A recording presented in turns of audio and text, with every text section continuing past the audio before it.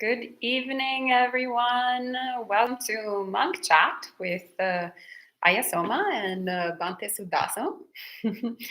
So we will start by chanting the Ratana Sutta first, and there is a link, I believe, on the live chat. Yes, there is. So you can click that link that says suttacentral.net, and you'll find the text of the Ratana Sutta that we will be chanting at the very beginning. And then if you have any questions, actually you should have questions because that's all we're going to be doing tonight, which is answering questions. So we can start with maximum 2 questions per person at the very beginning. So everybody has a chance to ask whatever they have in mind. And then as we get closer to the end, if there's no other questions, then you can ask the 3rd, the 4th, the 5th, the 6th, the 7th, the 8th. And that's it. All right. Maximum 8? I don't know. Maximum 9 p.m. Whatever we get to till 9 p.m. Maybe there won't be any questions. Who knows? And then we'll just do a 1 hour and a half of silent meditation. Well, it's now 7:30, so we can go ahead and start with the chanting. So please, if you don't have a copy of the Ratana Sutta, you can follow the link. Hello, Demi. Hello, Elaine. Hello, Cam. Welcome. Happy to see you joining in. So we'll start with chanting the Ratana Sutta. So please, we'll chant all together. Namo tassa bhagavato arahato samma sambuddhassa. Namo tassa bhagavato arahato samma sambuddhassa. Namo tassa bhagavato arahato samma sambuddhassa. Yani bhutani samagatani bhummani vayani va antalekhe. Sabeva bhuta sumana bhavantu atopi sakacha sunantu basitam. Tasmahi bhutani sameta sabbe medam karota manusiya pajaya. Divacharato chaharanti ye baling tasmahine rakata apamata. Yan kinchi vitang itavahurang vasage suvayang ratanang panitang. Nano samang atitathagathena.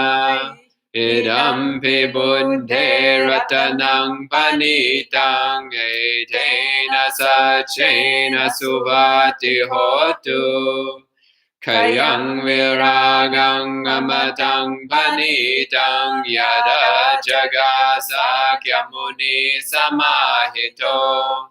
Natena dhammena samati kinchi. Idampi dhamme ratanang panitang etena sachena suvati hotu. Yang Buddha seto parivannayi suching samadhi manandari kanyamahu. Samadhi nadena samona vinjati. Idampi dhamme ratanang panitang etena sachena suvati hotu. Ye bhungala atasatang pasata chatari etani yugani honti. Te dakineya sugata sasavaka ete sudinnani mahapalani. Idampi Sanghe Ratanang Panitang Etena Sachena Suvati Hotu Yesu Payuta Manasa Dalhena Nikamino Gotamasa Sanamhi Te pati pata matang vigai haladha mudha nimbuting punjamana Vidampi sanghe ratanang panitang etena sachena suvati hotu Yatinda kilo pataving sito siya chatu vivate biya sampakampiyo Tatu pamangsa purisang vadami yo arya sachani avecha pasati Idampi sanghe ratanang panitang etena sachena suvati hotu Ye arya sachani vibhavayanti gambhira panyena sudesitani Kinchapi te honti pusapamata na te bhavangadamangadiyanti Vidampi sanghe ratanang panitang etena sachena suvati hotu Sahava sadasana sampadaya taya sudhamma jahita bhavanti Sakaya deti vichike chitancha silabbatang vapi yadati kinchi Chatuha paye hicha vipamuto chachabhitana niyabambo katung Idambi sanghe ratanang panitang etena sachena suvati hotu Kinchapi sokham mangaroti papakang kayena vacha udacheta sava Abambo sota sapati chadaya Abhabbata dita padasabhuta Idambi sanghe ratanang panitang etena sachena suvati hotu Vanapagumbe yatha pussitange gimmanamase patamasming imhe Tatuvamang dhammavarangadhe sayine managaming maramang idaya Idampi buddhe ratanang panitang etena sachena suvati hotu Varo varanyo varado varaharo anutaro dhamma varangade sayi Idambi buddhe ratanang panitang etena sachena suvati hotu Kinang Puranang Navang Nati Sambhavang Virata Chitta Yatike Bhavasming Te Kina Bija Virulhin Chanda Nirbanti Jira Yatayang Paripo Idampi sanghe ratanang panitang etena sachena suvati hotu Yani dhabhutani samagatani bhummani vayani vahantaleke Tathagatam devam manusapujitam buddham namasama suvati hotu Yani dhabhutani samagatani bhummani vayani vahantaleke Tathagatam Devamanusa Pujitam Dhammam Namasama Suvati Hotu Yani Bhutani Samagatani Mummani Vayani Vaantaleke Tathagatam Devamanusa Pujitam Sangham Namasama Suvati Hotu Etena Sachavanjena Dukabhupasamentu Te Etena Sachavanjena Bhayabhupasamentu Te Etena Sachavanjena Rogabhupasamentu Te.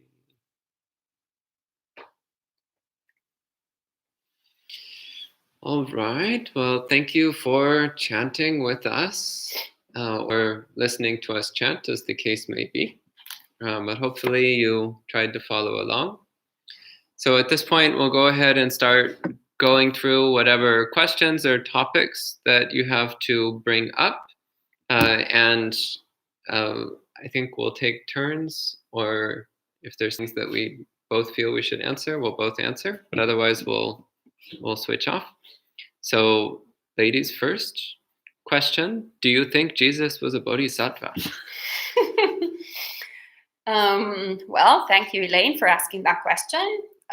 So I personally think he was, actually. Yes, I am not an expert on the teachings of Jesus. Disclaimer, but I was born in a Catholic country. I was born in Italy, so I'm quite familiar with the teachings of Jesus to a certain extent. Yeah, I would say definitely he had, he was an incredible spiritual practitioner. He had developed a lot of incredible mind states and wholesome paramis. So it all kind of fits in the Bodhisattva path, my understanding of the Bodhisattva path anyway. So my answer would be yes. What about yours, Bante? Sure, we'll go with that.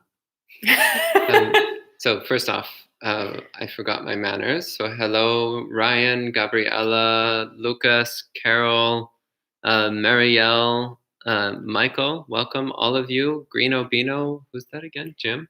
James, okay. Welcome, all of you. Happy to see you joining in. Carol asks, what type or topic of meditation do you think is most helpful for someone who cannot calm their mind over how the virus might affect a vulnerable family member? So I could answer this one, but actually I think Ayasoma would give a much better answer than I would. So maybe I'll defer to you on this one. How about you start and then I add if there's anything to add. Okay. So one thing that, as far as calming your mind goes, one thing to really keep in mind is that it's really important to develop a silent mind. So of course, our mind doesn't need to be silent all the time, but it should be silent most of the time. We don't need to think most of the time. So start with that. All throughout the day, constantly practice mindfulness of the body. Constantly bring your attention back to your body. So cutting through any unnecessary thinking. As for worry about your family members in particular, well, you can practice loving kindness, wish for them to be happy, healthy, and safe. But also really important is to practice equanimity. So face the fact that your family members are subject to illness, whether it's this particular coronavirus or whether it's any of the countless other kinds of diseases and afflictions that humans can get. They're not exempt from sickness of any kind. And they're getting older, their bodies and minds are decaying, and eventually they're going to die. And this is not just true of your relatives, it's true of absolutely everyone without exception. So this is something that we need to come to terms with and accept as simply being a part of reality, an inescapable fact. So it's not a good thing and it's not a bad thing, it's just the way things are. So we need to come to a peaceful acceptance of that. So recognizing that this is the way it is for all beings. So even though we wish for them to be happy, healthy, and safe, we always also acknowledge that that may or may not happen, and that's okay. We'll do the best we can to help them out, but we also recognize that their condition is to a large degree outside of our control. So then we can relax and just cultivate that willingness to do what we can to help, and to peacefully let go of whatever we can't change, whatever we can't do anything about.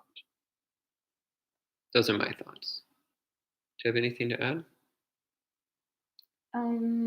Yeah. Thank you, Bante. Well, everything he said. But I might also add, also reflecting that the more you cultivate a calm mind, the more it's easier for you to be there for your relative, whether it's physically that you're sharing the same space, but also if you're not sharing the same space, like actually being present um, by calling them, writing to them, um, through a lot of different gestures, but fundamentally them experiencing you and you're caring for them, in however kind of medium is available to you at the moment. And that only comes through a quiet, calm mind. It's very, so, the mind is so permeable. So, whatever we are kind of putting out there, the other person will pick up on them. So instead of worrying, putting so much energy in getting agitated and worrying for what might happen, perhaps we can think about allocating that energy towards actually doing something wholesome and helpful for the person we care about, which then will make the person stronger and less susceptible, is that English? Susceptible. Susceptible. Suscettibile is in Italian. Susceptible. Also to illness, because they will have that strength. And if they will contract the illness, then they will be less susceptible to get the illness to take over their mind states. So we want to help others. We want to cultivate our minds, and strengthen our minds, also to strengthen other people's minds just by sort of osmosis, process of osmosis. Next, Gabriela asks, how can laymen work to cultivate the necessary 10 perfections, the parami, to achieve Sotapatti, Sakadagami, Anagami, and Arahanta fruition, either in this or the successive lives? Yeah, practice the Noble Eightfold Path and contemplate the Four Noble Truths. That's really all there is to it. Just keep doing that over and over and over again. That's all there is to it. But really think deeply about how to apply these to your life. So not just doing it in a shallow or half-hearted way, but really deeply reflecting on the meaning of the Noble Eightfold Path. It's really, really deep. It's not beginner level material. It's all the way from beginner to advanced. It covers the whole spectrum. So really take it seriously and really look deeply at it. And really deeply consider, how can I do better at practicing the Noble Eightfold Path? Because it's got everything you need right there. You just have to look deeply at it and see what it's offering. Anything? Okay. Ryan asks, is it possible to reach jhana by practicing the open awareness / shikantaza / signless concentration that was talked about a few weeks ago? Yeah, yeah. Which is kind of amusing because often people who teach that kind of meditation will say that it's not uh, for entering jhana, but whether you like it or not, jhana will just happen eventually of its own accord as you're practicing that meditation. So it's not a narrow focus, it's a broad, open stillness of mind. But yes, it's jhana. It's that stillness and alertness of mind, which develops ever sharper and stronger mindfulness and equanimity. Okay. Do you want to take the next one? Sure. So James is asking, how should one maintain celibacy? I'm working on a monthly goal coming up. I wanted to know how to dispel that craving to keep it real, if you know what I mean, venerables. Thank you. Yeah, we know what you mean. So monthly goal of celibacy. Well, first of all, is asking yourself, why are you practicing celibacy as a lay person? So I also practiced celibacy as a lay person before ordaining as a monastic. And actually, I also did it. I practiced celibacy for a period of time also before my Buddhist practice altogether. So there are always different reasons. Obviously, when I was not a Buddhist practitioner, I had other reasons than now that I'm a Buddhist practitioner. But those reasons were actually an incredible sort of booster that propelled, that really made me understand the importance of keeping celibacy. So you kind of, the understanding, I guess, the sort of motivation is the biggest initiator.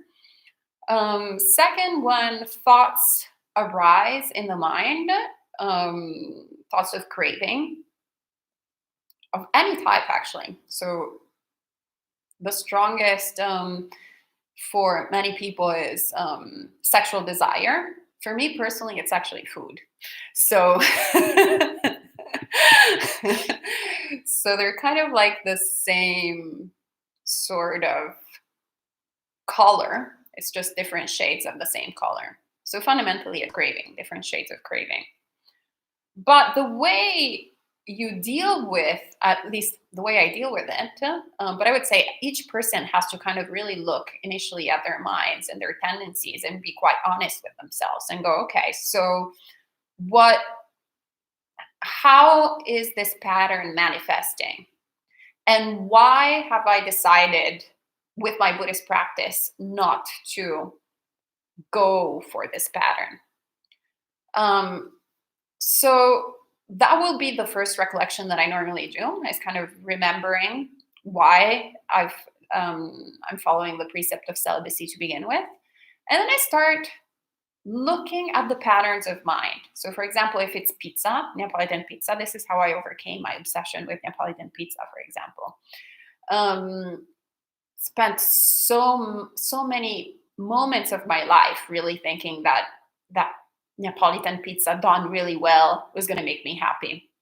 And it has, in fact, multiple times, but then it was over and it was dukkha. Like my sense of dukkha, dissatisfaction, arose once again, over and over again. But every time that I encountered pizza, I still remember having that kind of sort of delusion appearing. And it was no different than in relationships. So, whenever I met a new person, whenever I was in a relationship, there was like the high, it was great, incredible, then after a while it was whatever. I mean, not great and not not great. And at a certain point, it was not great. But each time, it was always the same sort of kind of flux, where each time was like, oh, but this time is going to be different. Oh, this time is going to be different. Oh, this time is going to be different. So when you start seeing all of these things in hindsight, you start noticing the pattern, which is always the same. Or like, oh, this time is going to be different, and then it's no different. This time is going to be different, then it's no different. And the dukkha, after each of these episodes, whether it's people, whether it's pizza, whether it's clothing, whether it's whatever people are into, movies, entertainment, anything that we crave, it's always the same exact pattern. So when there is sexual attraction for people, you can recollect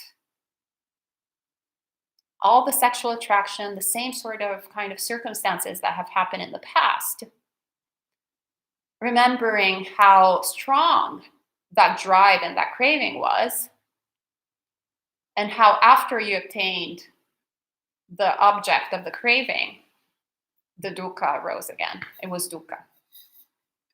And so you were back to craving something else or something more or whatever it is. So this I find quite helpful in order to just see it. I see you, Mara, as we like to say in Buddhism. So really seeing sort of the Mara figuratively, the temptress, but also the sort of hindrances that appear in the mind. So the Mara that we create. So it's both figuratively and in practicality. And going, yeah, I see you. You're not tricking me. So my name, Soma, I get my name from Bhikkhuni Soma. So you can read the sutta in the Bhikkhuni Samyutta. And the Bhikkhuni Samyutta is all full of all these like beautiful stories of all the bhikkhunis, arahat bhikkhunis that are tempted by Mara while they're in meditation. And lots of weird thoughts arise in the mind. And they're like, who is this? Is this a human being or a non-human being? This is Mara, the evil one, coming to stray me away from concentration. So in the same way, whenever all these thoughts arise, you're like, oh, I see you, Mara. Oh, yeah. All right. The pattern's coming again. So boring. So like uninteresting, you know? Like really, how many other experiences do we need to have? I feel like you've probably had, actually, I will end it with this. We had this couple of really cool kids from Sarah Lawrence College, which is a really cool, hip, forward-thinking college in the New York State area. And they're all, as I say, trisexual in the sense that they like are so open sexually that they have interactions with sometimes they're gay, sometimes they're bi, sometimes they're like whatever, like multiple relationships. And then there was this couple of kids that were coming on retreat with us. And even though they were in a relationship, they decided to practice celibacy. And they were the coolest kids at Sarah Lawrence because they were like really doing something different, you know? So everybody's like, oh, wow, I hadn't thought about that, celibacy. That's cool. Now that's, something, let's do something different for a change. Because realistically, we've had all these experiences over and over again, perhaps in this life, but definitely in all past lives. And the pattern is always the same, Pizza is always pizza. The toppings change, but it's always the same experience. Kind of boring. So the only thing we haven't experienced is awakening. So yeah, fuel it up with, yes, now I'm going to be cool and different by pursuing something that is really worth pursuing, something that I haven't actually ever done, ever attained since beginning of this time. Okay, thank you. And Gark Donald asks, Bunte, is that a Jersey accent? I'm from Clifton. So No, I do not have a Jersey accent unless I've acquired one very quickly. Given that I've only lived in New Jersey for about 3.5, 4 months now. 4 months, is it? Since December. Yeah.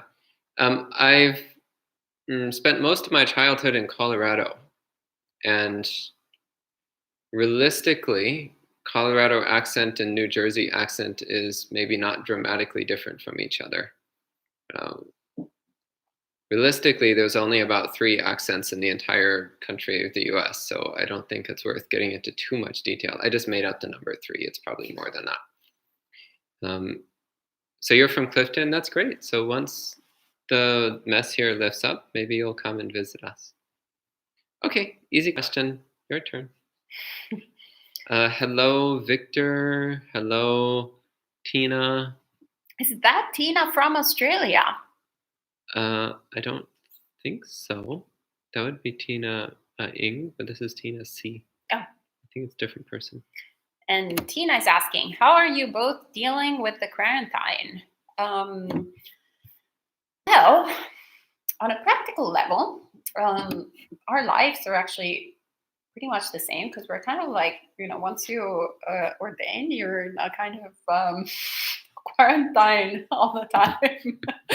You don't really leave the monastery. You don't actually go shopping. You don't really go, clubbing or whatever other thing people do. So our day-to-day life hasn't changed much in certain respects, but obviously there is the awareness of lots of people having a different experience of reality outside of this monastery. So yeah, we're dealing with it in the most skillful way that we can. So to try and be of as benefit as we can to people, both in our immediate neighborhood and in the monastery and in outside during the broadcasts. We're keeping ourselves busy. Let's put it that way. How about you, Bante? Yeah, I mean, it just feels like living in a monastery to me. So not really any different from what I've been doing for the past 15 years. Yeah. Yeah, when you're a monastic, you just about develop all the skill sets necessary for surviving quarantine with your sanity intact. In fact, you really appreciate these kinds of conditions because it's what you're used to, and you learn how to make the most out of these situations. Elaine asks, do you have any thoughts in the Pawa practice of transfer of consciousness? Honestly, I don't really know much about it. So that's a practice which is developed in certain parts of Tibetan Buddhism, and it's not something I have any experience with, and it's not something I've studied in any depth. So I don't really have any comments on it. Do you know anything about it? I don't, actually. Okay, well, good evening, Melinda.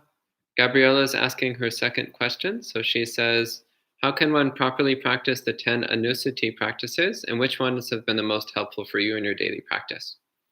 10 Anusatis, that should be a subject of a talk one of these days. So the 10 Anusatis, let's see if I can remember. I'm almost certainly not going to remember all 10 off the top of my head.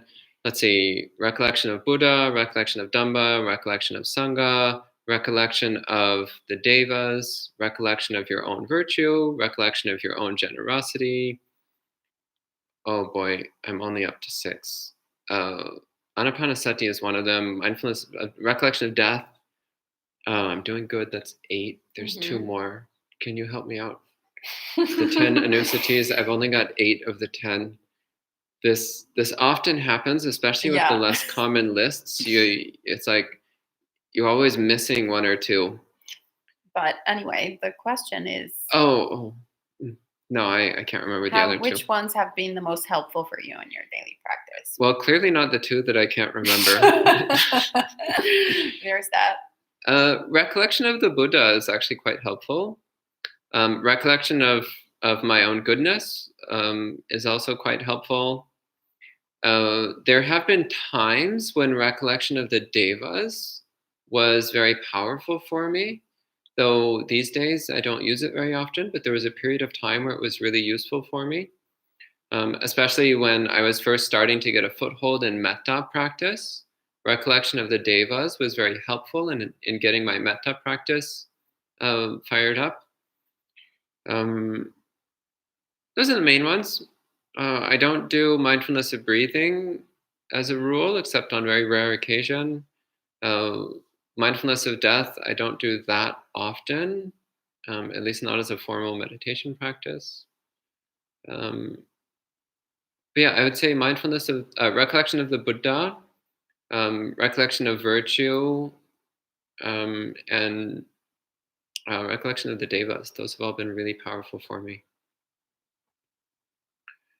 Is recollection of peace, is that one of them? Upasamanusati, I think that's one of them as well. Recollection of peace. Do you have any thoughts on this?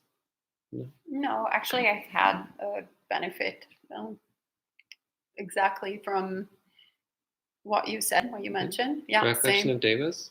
Yeah, also the devas. Well, if you want to call them devas. But mainly, yeah, Buddhanussati really helps my practice a lot, as well as recollecting my own goodness. Okay. But probably because Bhante has been my teacher, so I think that that might have had something to do with it. Okay, your turn. And Victor is asking, I have questions. Some people said one of the quality dana, you give it with your own hands, but now we donate more by transfer bank or ordering online. How about you take that one? Yeah, so giving something in person with your own hands is, of course, the best merit because, for one thing, it makes a very strong impact on your mind. So you're building up a very strong affinity with the person that you're giving to as well. And it's, again, it's doing something with your body rather than just a token gesture. That said, it's really about your state of mind. So if while doing a bank transfer, for example, if before doing it you bring up strongly in your mind, I am now doing a meritorious deed of supporting the monastery. The monastery is inhabited by wonderful monastics. This donation will allow them to continue practicing the Dharma and sharing the Dharma, which will be for the benefit of countless beings. So by making this bank transfer, I am directly benefiting countless sentient beings. I am bringing so much goodness into the world just with a couple of clicks of the mouse. How wonderful is that? That's so marvelous. May this be for the benefit of all sentient beings. May this be a condition for awakening. May this be a condition that helps all beings attain awakening. Then as you do your bank transfer, keeping that intention very strong in your mind, and then afterwards, remembering what you've done. Recollecting your generosity, recollecting your virtue, as we just spoke about with the Anusatis. So reminding yourself that you just did something wonderful for the benefit of countless beings. So all of that greatly enhances the karma, greatly enhances the merit. So if you just click on the bank transfer without doing any of this mental activity, you still get some karma, but it's not as strong. You get much stronger karma by going through these distinct mental steps. Same with ordering things online. And actually ordering things online, it can be a little bit easier because often it's something tangible. Like you look at the list of things that we need and you're like, they need that. Yes, I would be happy to offer that because then the monks can use it and get benefit from it, and it'll make their lives a little bit easier. It'll make it a bit better conditions for them at the monastery. So again, going through that same thing of actually mentally reflecting on the goodness that you're doing and the benefit that it's bringing to others and the benefit that it brings, therefore, to all beings. So, of course, it's best if you can come in person, but these days that's not an option. So you don't worry about it. You just do the good that you can do and remind yourself of the good that you're doing and the benefit that it's bringing. Okay? Okay, so now. And James is saying the motivation would be twofold: to test if I can ever think of ordaining for real, and to train for a non-returner, since I have been and will probably be still single. This is James who was asking about celibacy. Yes, so these are great motivations, but I would say that if I can ever think of ordaining, I mean, if it's something that has crossed your mind, that's not how you're going to test it with celibacy. It's very different. I don't know. I would say just go for it. Go for monastic life. Celibacy is something that you practice. It's kind of like saying, wait, I really need to, I don't know, like practice. I can't think of actually, I can't think of a right statement. But yeah, it shouldn't be like based on whether or not you're capable of being celibate. A lot of things actually are strengthened by taking vows, taking precepts. So something that you practice as a lay person won't necessarily be your same experience when you practice as a monastic, because taking vows, it's really powerful. You've probably experienced that already by taking the 5 precepts or taking the 8 precepts. It makes a huge mark in the mind. At least it did on mine. So one thing, for example, was practicing the 5 precepts without taking them formally.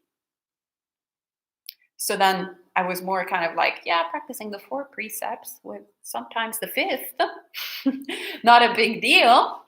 But then when I actually took them formally, really committing to the practice, and then I was like, well, I'm breaking the precept. Do I really want to do this? I don't think so. It would be a second thought. But sometimes I actually even thought, after I had taken the 5 precepts, I was like, well, how about now I kind of like do a little parenthesis. So I'm off the 5 precepts now, and I will take them starting in 2 days again. But as a monastic, you don't have that option anymore, because you're actually taking serious vows. So you are like, my way of relating to it is entirely different. It's not an option. It's not like, oh, I'm practicing celibacy because, whatever. It's like something that I want to do right now. But, if there's kind of like a really delicious option right there, well, maybe I'll do it. As a monastic, you don't do that.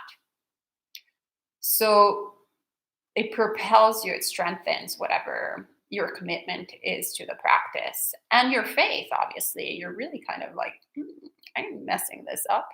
So don't worry too much about practicing celibacy to see if you want to ordain. And Jen, you had a comment or a question? No, a question. So I think I have resistance to recollection on my own goodness, because I think, isn't it against the view of non-self and also Buddha's teaching on being humble? Oh, I'm just questioning like when and what's the situation that I should use it and how it's beneficial. You should use it all the time. So Jen is asking how to approach the practice of recollecting her own goodness and its relationship to the teachings on not self and the teachings on humility, and asking when she should use it. Well, first off, I would say that it doesn't have anything to do with the teachings on non-self, because yes, the goodness is not self, but you still rejoice in it. You still acknowledge it. You still bring it to mind, because as you recognize your own goodness and delight in your own goodness, then your commitment to virtue becomes stronger. Your appreciation for the Buddhist path becomes stronger. So then that helps keep you pointed towards awakening. It also is an antidote to low self-esteem. So low self-esteem is a form of aversion. It's a form of ill will. So self-hatred is still a form of hatred. So low self-esteem is just another form of hatred, which is a defilement.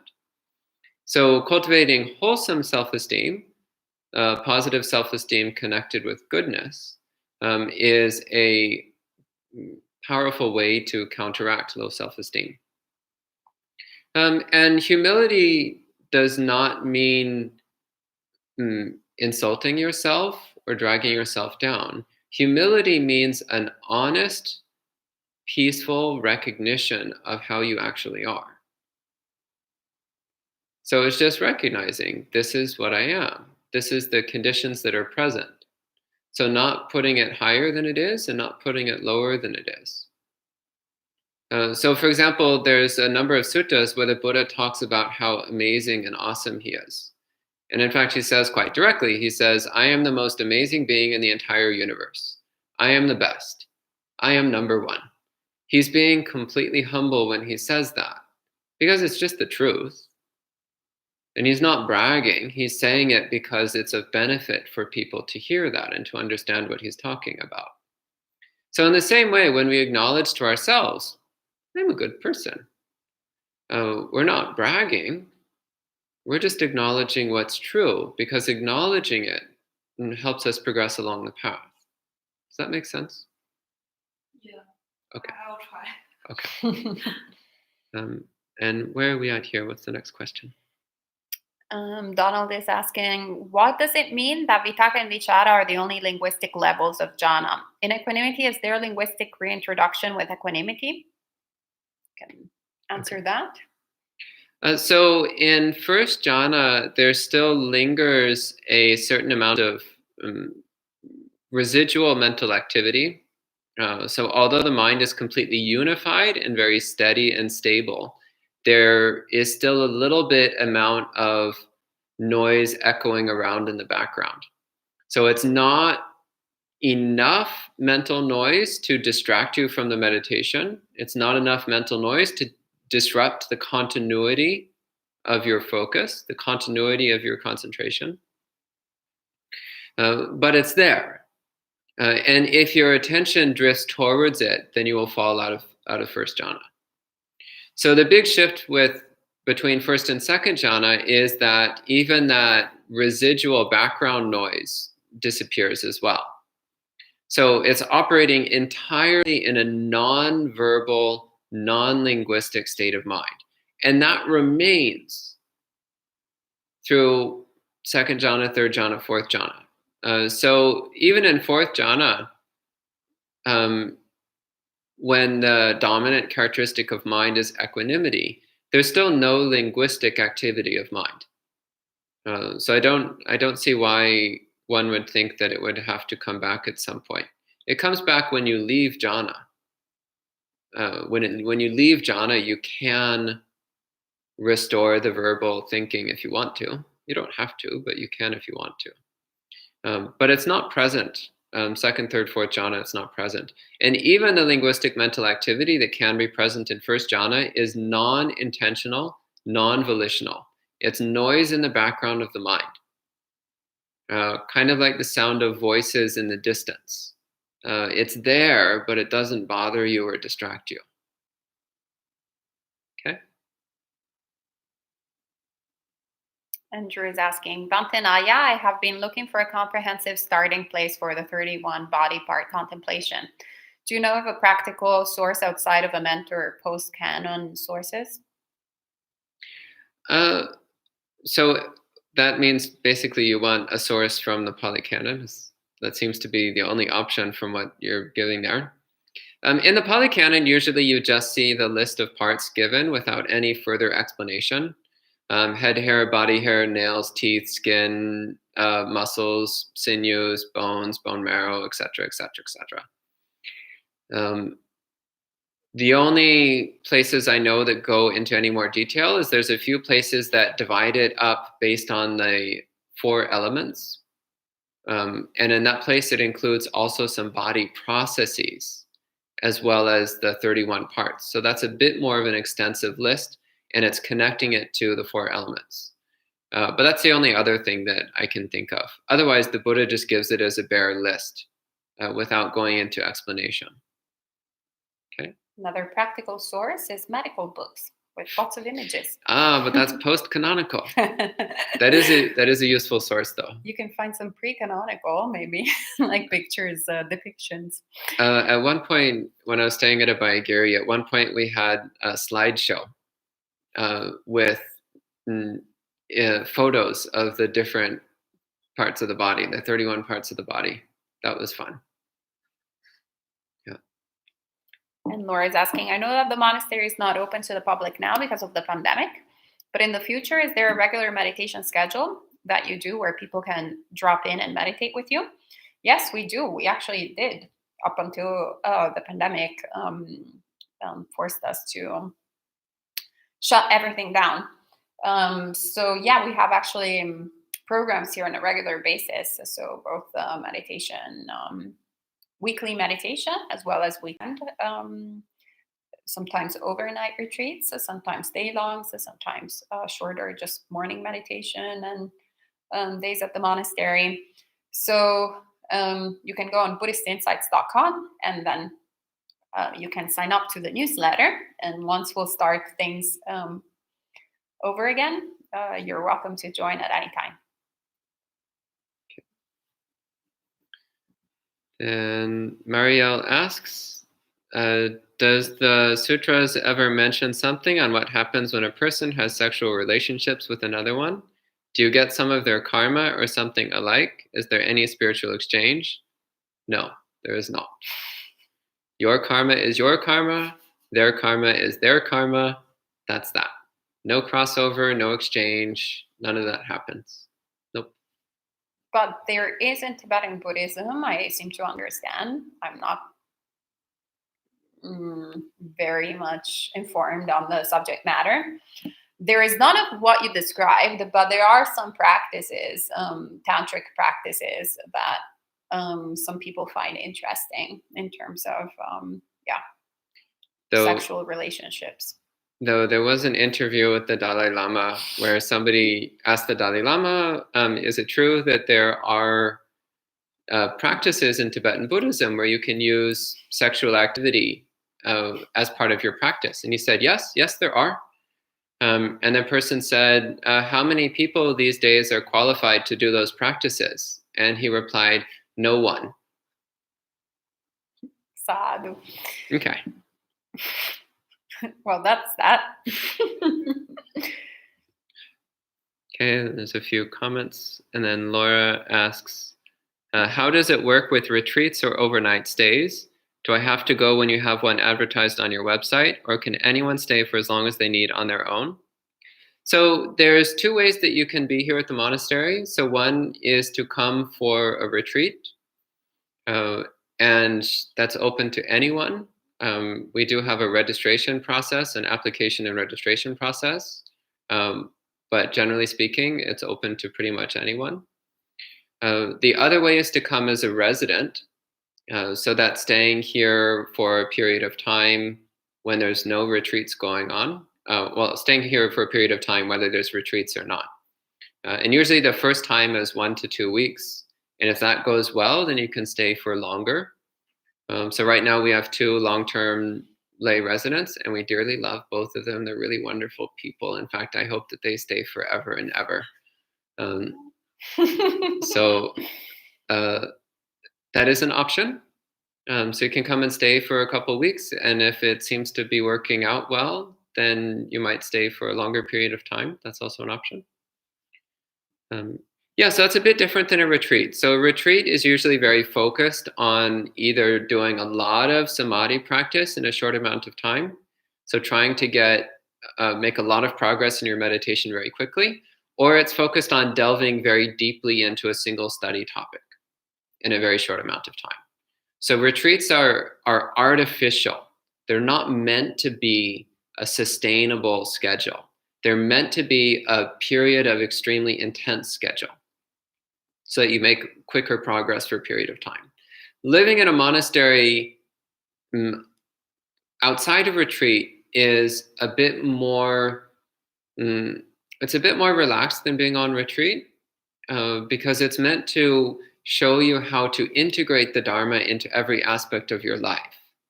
So how to make working and talking and reading and all of that part of your practice. So often people who have been practicing for years, doing some meditation on their own, and then going on retreats every now and then.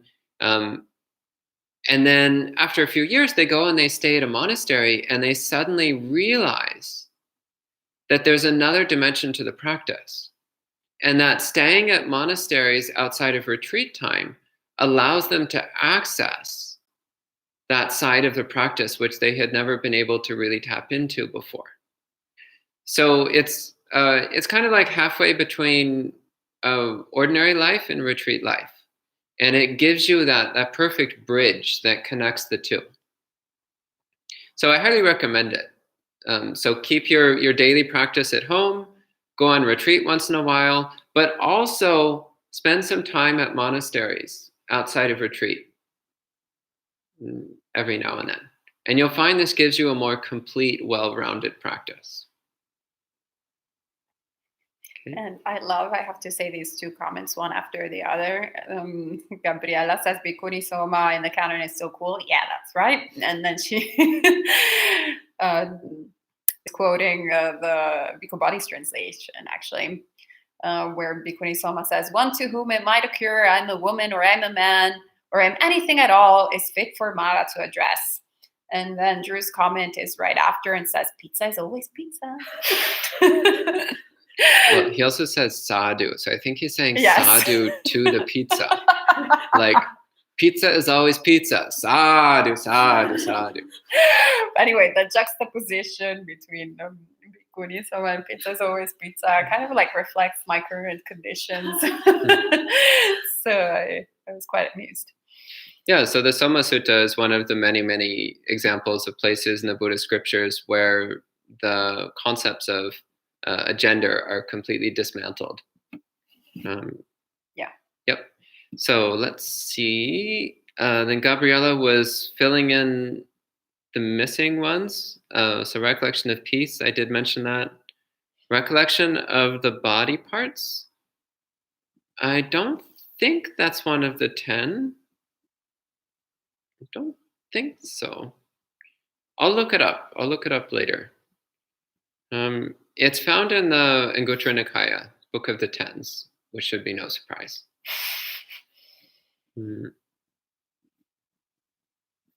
Oh, wow, we have lots more questions. Okay, where are we? So Victor is asking another question. Some people said after we do dana, we should forget it, but you said recollection, your own goodness. Got confused. Go. Yeah. Yes, absolutely. You should recollect your own goodness, Victor. So, but probably what the people are referring to, I seem to understand that forgetting it, it's probably not kind of boosting your ego. So you don't want to go around and say, yeah, I donate much more than you guys, you poor people over there. But rather just recollecting your own goodness in terms of what actually Bhante was suggesting and how to approach the act of giving to begin with. Why are you giving? So the motivation. So I know, for example, you support a lot of monasteries in Indonesia. What a beautiful thing. So it's worthy for you to recollect the fact that you work so hard here in the States and that the money that you collect, that you are actually actively sending it to support Buddhist people in your country of birth, in a place where a lot of times, they're not doing too well because it's a minority religion.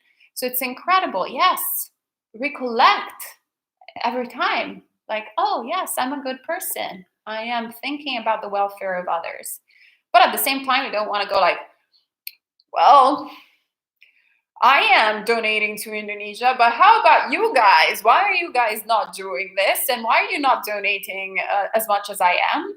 So I remember the first time actually I went to a Sri Lankan temple, here in New York. And the way that they were actually offering dana was, instead of each person offering one single thing, it was always like a community affair. So everybody was sharing the merit. So you never knew which specific person was kind of giving the object. Most of the time. Sometimes you did, but a lot of times it was kind of done in a way that you would share all the different trays, etc. And I thought, how beautiful it is that everybody, whether they are capable of donating or not, monetarily, it doesn't matter. We're all doing it as a group. We're all, actively contributing, making merit.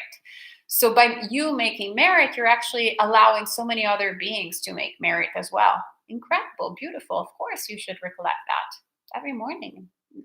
Want to cultivate that beautiful mind of generosity, of renunciation. You could do so many other things with your money, for example, or your time, that wouldn't lead towards awakening.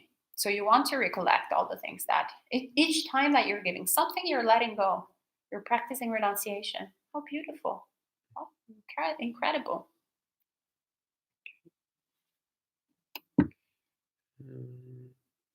Let's see, Elaine. I think she's already asked 2 questions, but she's asking if she can ask another one. She's asking about my experience with Ajahn Amaro. So I'll answer just very briefly. The first year that I lived at Abhayagiri, he was still the co-abbot there. So that was my experience. Okay. Then. Okay, disclaimer. Elaine, even if he had longer time, it wouldn't have been much more detailed. So Bante is not known to tell like elaborate stories in terms of his encounters. I'm actually deeply grateful to Ajahn Amaro because he's the one who recommended, when I was telling him about the difficulties I was having with mindfulness of breathing. In the past, I had spoken to various teachers about this, and they had all said, well, just tough it out, keep trying, it gets easier. But I asked Ajahn Amaro, I told him I'm having trouble with mindfulness of breathing. What do you recommend? And he's like, I recommend you try something else. And I was like, what? And he was like, yeah, if it's not working, just use a different meditation. And so he recommended that I do mindfulness of the body instead of mindfulness of the breathing. And that was revolutionary. And my meditation practice went from stagnant to rapid progress. So I'm very grateful to him. So no matter what else happens, I will always remember him as the person who gave me that timely piece of advice, which has made a tremendous difference in my spiritual practice. Okay, is that better? Sadhu, Okay. sadhu. So Sally is asking, regarding deep listening, after I can tell the right from wrong, clinging to good or aversion to bad comes along. How can I separate acknowledge and judgment? I don't understand. After I can tell right from wrong, clinging to good or aversion. Oh, clinging to good or aversion to bad comes along.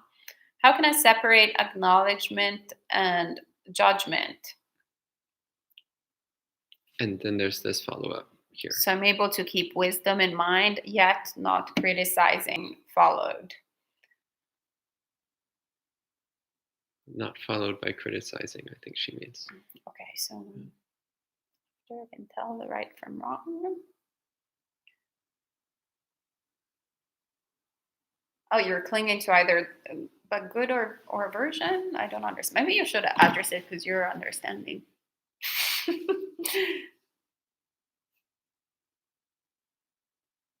Yeah, I'm not quite sure what she's asking either. Yeah, I'm not sure. If you can elaborate a little bit further, Sally, that would be quite helpful so we can address it, because I think we're a little bit unclear in what exactly you're asking. Okay. Then Ryan asked, does my student loan debt prevent me from ordaining as a monastic? So the optimal case is that you should be free of debt. If you do have debt, then talk to the abbot or preceptor or senior monks at the monastery that you want to be ordained at. Tell them about the situation and see if they have any advice. Often there's things that you can do that can speed up the process. But yeah, the best thing is to be free of debt. But if you're not free of debt, go and talk to them and see if they have any advice on how to handle the situation. Right. And Sally has another question on anatta. Today, when I meditated, I tried sharing metta with everyone equally. Felt to let self-concept go. However, a thought came up. If this is not self, why work so hard striving to enlightenment? The meaning of life is I get enlightened. Let the self idea go seems like hopeless and scared. What should I do in terms of right view and in meditation here? Stop thinking. So you're trying to get enlightened with logic. So that's why actually in Zen, they tell you to get the book, close the book, and practice. That's it. Stop. You already know too much. From your questions, I already see that you know way too much. Way too much. So now it's time to close the book and stop going like, is this non-self or the self? Wait, anatta, not anatta. Wait, but who is it? No, this is not how you're supposed to go about the meditation practice. You're just supposed to be with whatever is currently going on. In the scene, let there only be the scene. In the smell, let there only be the smell. In the felt, let there only be the felt. Like that's how you should practice without storytelling in the mind. Especially if you're prone to overthinking, keep it very simple. Mindfulness of the body. Just focus on the body, just staying there, really experiencing every single moment what's going on, what's happening. It doesn't matter if it's the self, it's not self, who is the one who is getting enlightened and blah, blah, blah, blah, blah, blah, blah, blah, blah, blah, blah. No, just be there with your experience. And Boone asks, do the four elements exist with ultimate reality? Well, so that depends upon your perspective. So the most correct answer here would be to say that the concept of existence and non-existence are irrelevant in ultimate reality. A more precise way of looking at it would be to say that ultimate reality contains both emptiness and form. But that gets a little bit dangerous because then that's affirming existence. So then people say that ultimate reality is neither emptiness nor form, but that's a little risky because then that's affirming non-existence. So the safest way is just to say that ultimate reality is completely beyond existence and non-existence. It cannot be defined in terms of existence or in terms of non-existence. These concepts don't apply. They're not relevant. So the four elements seem to exist from a certain perspective, and they seem to not exist from another perspective. But ultimately, the concepts of existence and non-existence don't apply. Okay? Right. So just one more thing on that. So in emptiness, in the Nibbana Dhatu, in the Asankata Dhatu, there is no four elements. In samsara, the world of form, there is the four elements, or there appears to be anyway. But in the ultimate, you cannot say it is either way. Okay? And Donald is asking, thank you. So there is no focus on something like the Eightfold Path in equanimity as a pre-linguistic level of absorption. How about the foundations of mindfulness and equanimity? Too many words. When you're in samadhi, there's none of these words. When you're in samadhi, you're just in samadhi. And the mind feels immense. It feels infinitely vast and spacious and free and joyful and blissful. And it is sharply, intensely aware, and it is completely unmoving in the midst of that joyful, vast awareness.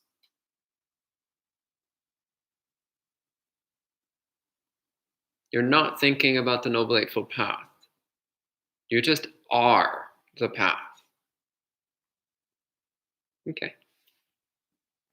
And Drew says, my apologies. By post-canonical, I meant historical commentarial Visuddhimagga, Nikaya commentaries. Are there teachers who have written guides for this practice outside of the Visuddhimagga? Basically, is there a manual out there I'm not seeing? Ha ha ha ha. Yeah, I mean, there's lots, but I can't really recommend any because I've never made use of such things. The instructions I got were either from live teachers or from experimentation or from the suttas or from some combination of those. Yeah. But I mean, of course, you're always welcome to look around and see what interests you. But really, ultimately, it comes down to trying the meditations out. Read what the Buddha said and start trying them out. See what it feels like. If you want some specific advice, talk to meditation teachers. Again, I recommend monastics. Talk to monastics who have some experience with that kind of meditation and see what they say. Best thing is to talk to several different monastics because then you'll get a wider range of opinions and experiences. Thank you. And Ryan is asking, David is saying, I love these live streams with the heart. Aww. Cool. Well, we love that you're joining in. And Ryan is asking, any tips to quit smoking? Well, the standard answer to that is look for people, healthcare practitioners that can help you with that. My unorthodox answer would be, as soon as the pandemic is over, go on a really long retreat or even just like a week-long retreat. That's actually how I quit smoking. I was smoking 1 pack of cigarettes a day. And then I went on a week-long retreat, my first week-long retreat, and there's no option for smoking. You cannot smoke. So actually it was a great opportunity to practice mindfulness of emotions. Actually, that's also one of the causes that created sort of the conditions for me to really look at my mind and start practicing with all these tenses. There was so much craving, so many things going on that I couldn't, pay attention to anything else but that strong tendency of mine. And then you really start understanding dukkha, you understand craving, you understand basically how the sort of process of the addiction to smoking kind of manifests and works. And then once you're out, at least this was my experience. Once again, everybody's different. So as I said, disclaimer, it was an unorthodox stance. But my experience was that after the retreat, there was an interest in smoking, but there wasn't like a strong kind of grasp. Also because the physical addiction after a week is very much loosened up. And the mental addiction is partially still there, obviously, but with the awareness, if you've practiced like that during the retreat, of what's going on in the mind. And Jen is asking people to hit the like button. So thank you, Jen. Elaine says, you are so cute, Ayasoma. Thank you, Elaine. Key is asking, have either of you been to India on a pilgrimage? Do you plan to lead one in the near future? So I have not been to India at all. It would be lovely to go and visit some of the ancient Buddhist sites in India someday. We've talked about arranging a trip to India at some point, though there's currently no solid plans. Yeah. And you've been to India, but I've been to India, but before Buddha. So so I kind of had an entirely different experience of India because I was not interested in Buddhism nor in any form of spirituality that was present in India or outside of India. So I had, it's actually no different than my experience of California these days versus my experience of California BB. Basically, it could be like two different world, like states of existence, two different world systems. It was amusing. After, like when I started going to California as a Buddhist practitioner, it's like, wow, I've been to this like state so many times, but actually I feel like I'm in an entirely different place. Like I've never actually been here. So yes, absolutely, I would love to do a pilgrimage. And if you want to help organize it, we can do an official Buddhist Insights pilgrimage with people who can join us and come and do an actual pilgrimage. But so we're looking for volunteers who want to help out to put this together, and we can create a Buddhist Insights official pilgrimage to India. Okay, and Bante Akaliko says hello. Hello to you, Bante. Always lovely to see your name and your face, and hopefully we'll see you in person before too long. Mohammed asks, how do you practice Asubha meditation without getting aversion to bodies or sex? Well, first off, you should recognize that one of the main reasons why people commonly practice Asubha meditation is to overcome their desire for bodies and their desire for sex. So that's to be expected. In fact, that's normally why people do that style of meditation, is because they recognize that they have strong lust and they want to get rid of that lust. They want to overcome it. So Asubha meditation is not for everyone. And it's not for all times and all places. So if when you practice Asubha, you're noticing that you're developing aversion or disgust or hatred, then that's not correct and you should stop. Because that's just fueling your defilements. So Asubha meditation is a meditation which is best done with guidance from a teacher. So generally speaking, any meditation practice benefits from a bit of experienced guidance, but there's many which are relatively safe to do on your own without much of anything to worry about.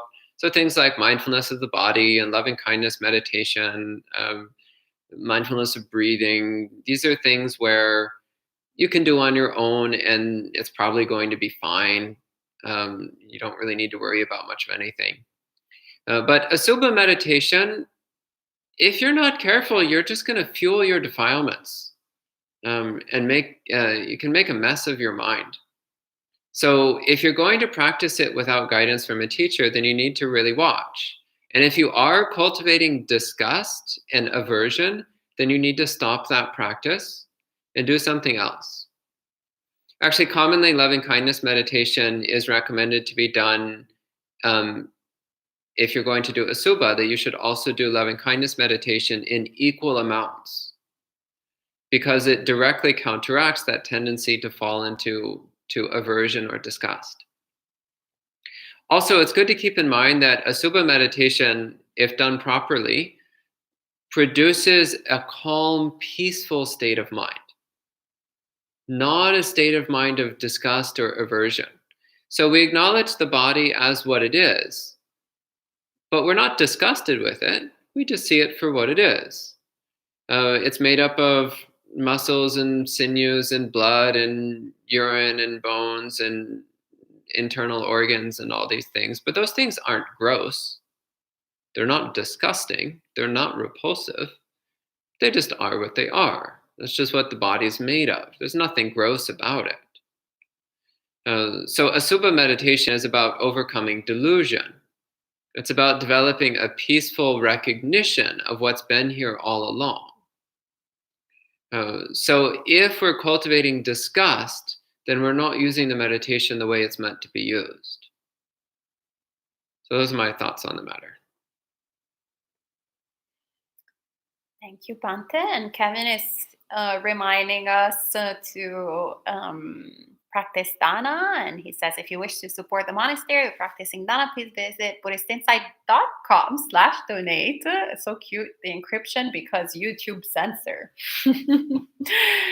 And Sally is asking, after I am able to acknowledge wholesome, unwholesome thoughts, clinging to wholesome and aversion to unwholesome comes together.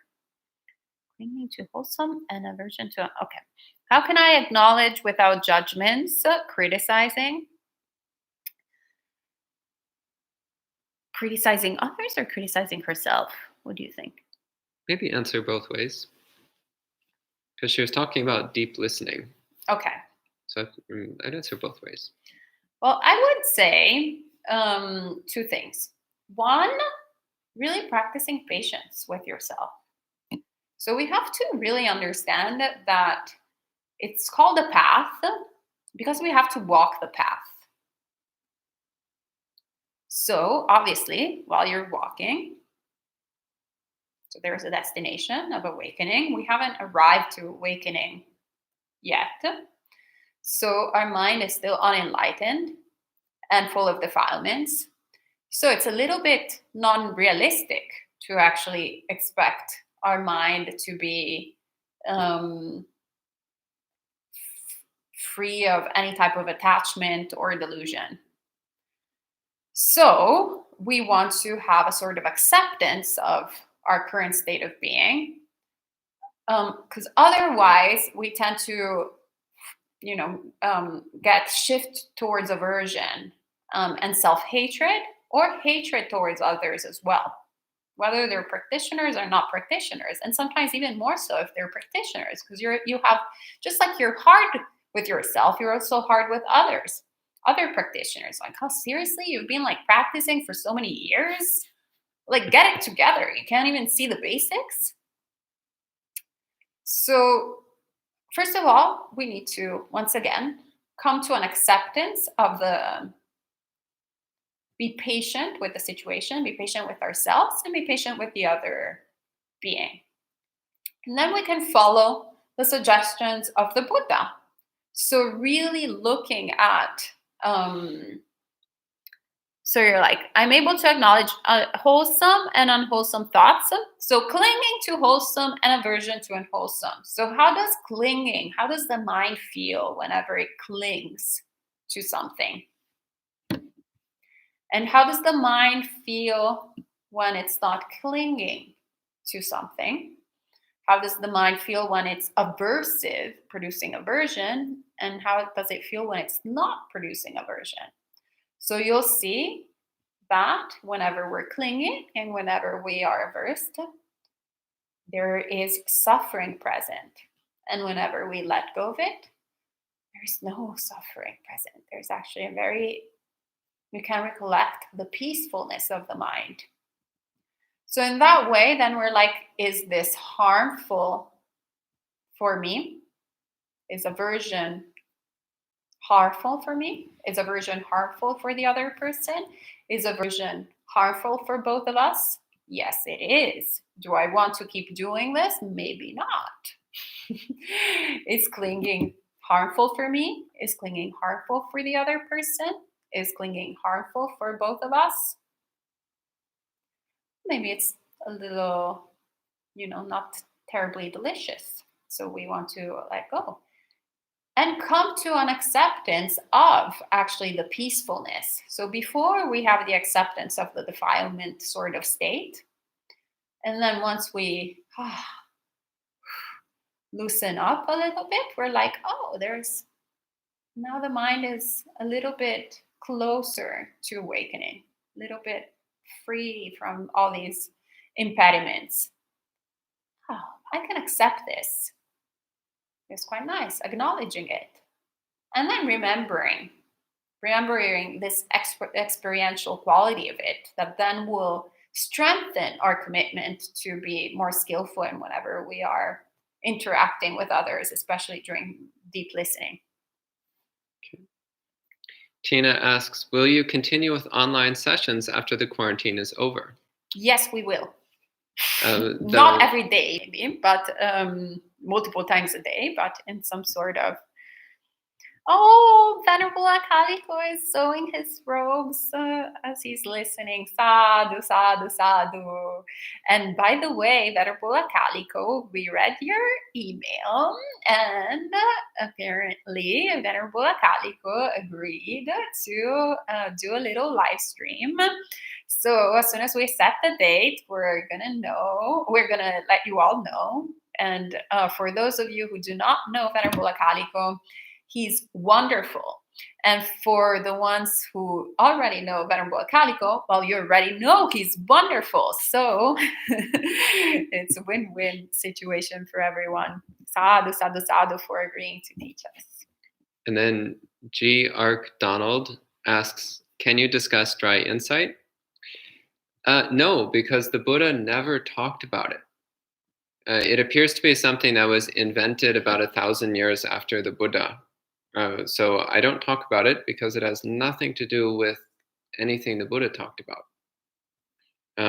So for those who don't know, dry insight is this idea that you only have to practice insight meditation. You don't need to develop samadhi. You don't need to develop jhana, just vipassana, and you'll attain awakening.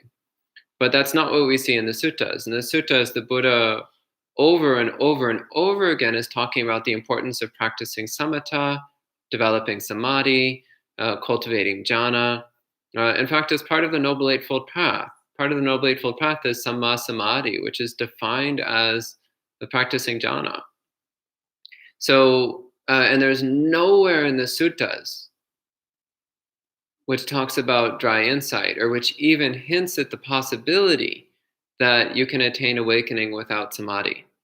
So I don't know where this idea comes from, because it's not in the suttas. So that's my discussion on dry insight. And Demi is asking, is it bad that I almost never have any questions to ask? I'm not sure how to clarify. You just ask the question, so it's... Okay. And we have lots of interest in the pilgrimage to India. Sadhu. And thank you to Victor for offering to help arrange it. Oh, great. Then Mohammed says, luckily I am doing metta at the same time, but since I'm just starting, been doing it for a week, my main focus in myself, will that affect my asubha practice if I start it soon at all?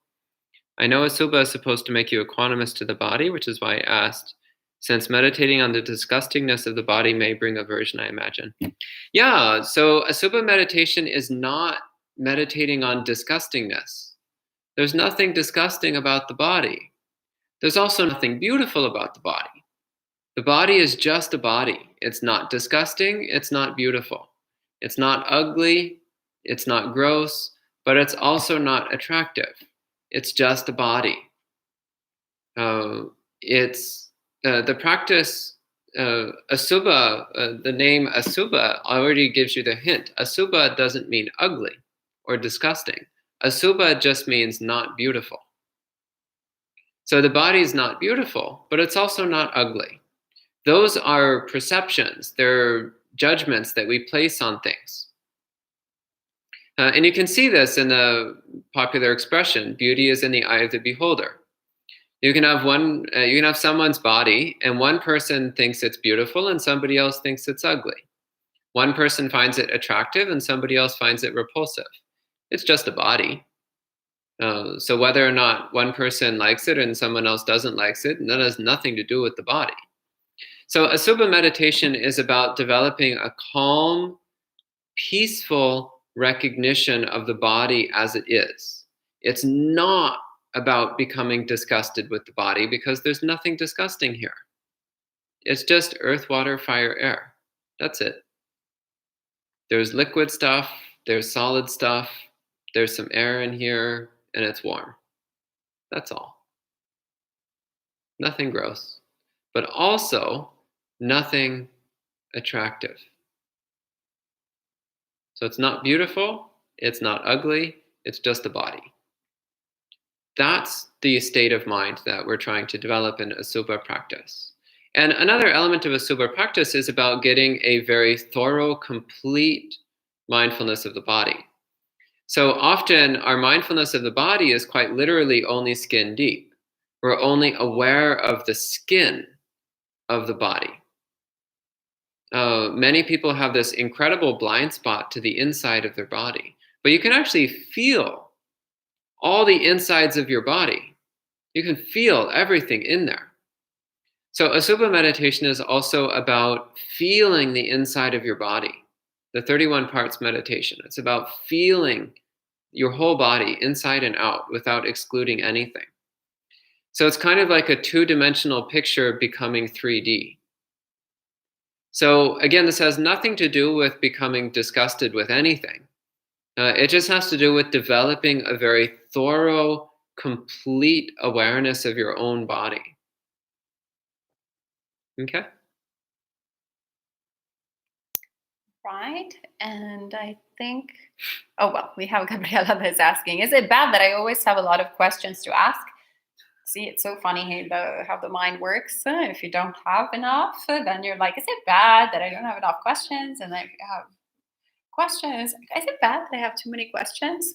It is what it is. No, actually, I'm personally quite happy that you have questions. Gabriela, you always have very smart things to ask, and they're very good food for thought. So keep them going, keep them coming. And for those of you, so there's a bit of a conversation on Drew's question on the 32 parts. So for those of you who have Facebook, Buddhist Insights has a group, which is called Buddhist Insights, the group. Very easy. So you can actually have sort of conversations like that there, which might be easier since apparently YouTube has this technology that like obscures any links and stuff. So we would tell you to write to us and we put you in touch, but probably we're so like full of kind of work that we will connect you in like 2 months or something. Yeah, so speedier to perhaps connect on the sort of like kind of forum situation. I agree. Yeah. And it's now 9 o'clock and we've gone through all the questions. So perfect timing. So once again, thank you all for joining in for another episode of Monk Chat. And by the way, we got that name from Shifu Simplicity, who's this really amazing German bhikshuni who has her own little temple in Berlin. So a little shout out to Shifu Simplicity. May you be happy and healthy, and may everything go well for you. And bonus points for the really awesome title, Monk Chat. So we totally stole that one from her. In fact, I think we told her that we were going to steal it, and we did. And we'll have another episode of Monk Chat tomorrow evening, I believe. Yes, tomorrow evening. So tomorrow morning, Bhante Jayasara will be joining us again in the morning. And then in the evening, Bhante and I will be here again with Monk Chat. Yeah. And if you're in Berlin and you want to go and visit Shifu Simplicity and do Monk Chat with her, you can visit Miao Fa Centrum. That's the name of her temple. This is really cute, Miao Fa, but which is not pronounced like that. No, maybe you can pronounce it with. Oh, It is correct. yes, it's can correct. You say it, please? Miao Fa. Miao Fa. Okay, so because it's Chinese, but it's also very cute. Yeah, so check it out. She's really amazing. She was trained in Taiwan for 15 years. Yeah. Anyway, so we should go ahead and close for the evening. So thank you all so much, and we'll see you next time. Sadhu, sadhu, sadhu.